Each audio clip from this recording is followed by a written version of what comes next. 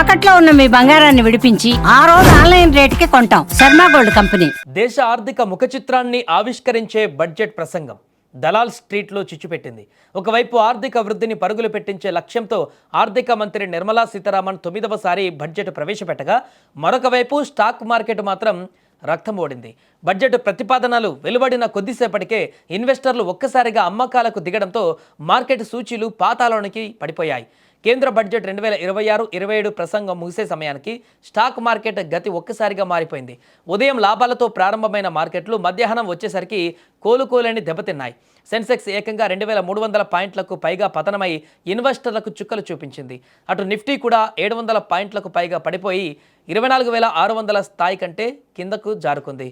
కేవలం కొద్ది నిమిషాలలోనే ఇన్వెస్టర్ల సంపద భారీగా ఆవిరి కావడంతో ట్రేడర్లు ఒక్కసారిగా షాక్ గురయ్యారు. మార్కెట్ భారీగా పడిపోవడానికి ప్రధాన కారణం ఆర్థిక మంత్రి ప్రకటించిన ఎస్టీటీ పెంపు నిర్ణయమే.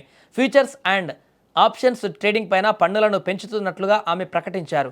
ట్రేడింగ్ వ్యయాలు పెరగడం వల్ల మార్కెట్లో లిక్విడిటీ తగ్గుతుందనే భయం ఇన్వెస్టర్లలో మొదలైంది.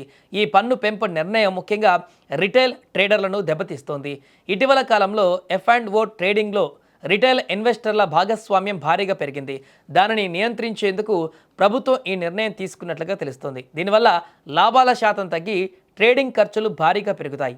అందుకే ఏంజిల్ వన్, BSE వంటి బ్రోకరేజ్ సంస్థల షేర్లు కూడా 10% కంటే ఎక్కువ నష్టపోయాయి.